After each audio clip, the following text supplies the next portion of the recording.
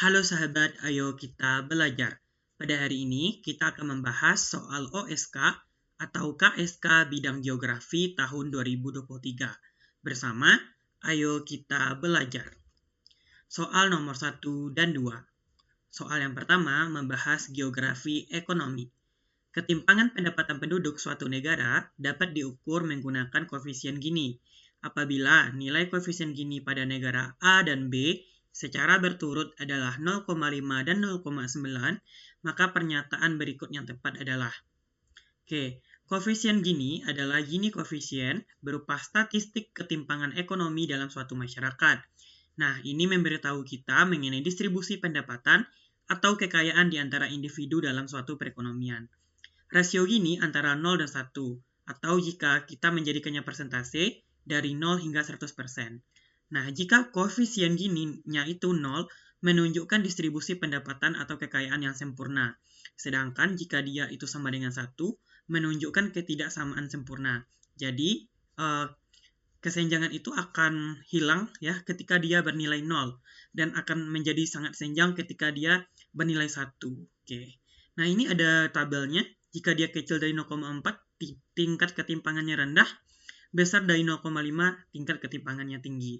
Nah, kita kembali lagi ke soal. Nah, negara A itu 0,5, berarti dia lebih rendah dong.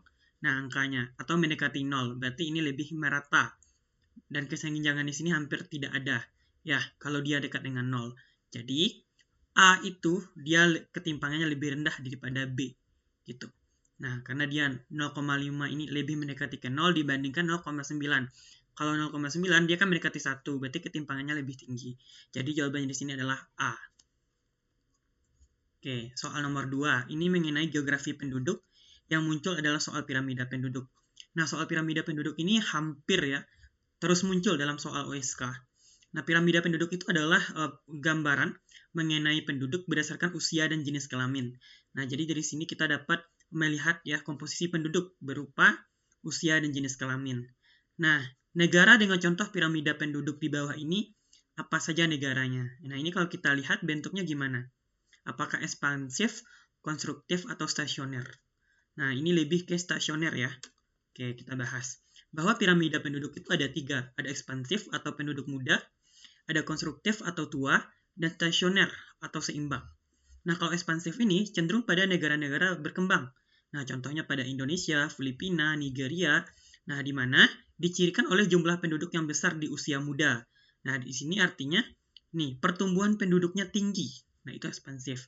Kalau konstruktif atau penduduk tua, nah ini dapat kita lihat pada negara-negara seperti Italia, Portugal, dan Yunani. Nah, di sini menunjukkan bahwa memiliki pertumbuhan penduduk yang rendah. Jadi kebalikannya nih, si konstruktif ini adalah kebalikan ekspansif. Jadi pertumbuhannya rendah. Kalau ekspansif ini pertumbuhannya tinggi. Sedangkan stasioner adalah piramida penduduk yang memiliki bentuk lonceng. Piramida ini dicirikan oleh jumlah penduduk yang relatif sama di semua kelompok usia. Contohnya ada Jepang, Swedia, dan Jerman. Itu ya. Nah jadi untuk soal yang tadi itu jawabannya adalah yang D ya. Yaitu piramida penduduk stasioner. Nah, ciri-cirinya itu ada 3. Bentuk hampir persegi atau rata. Terus tingkat kelahiran dan kematiannya seimbang, populasi stabil dan pertumbuhan penduduknya rendah. Ya, kita lihat dulu.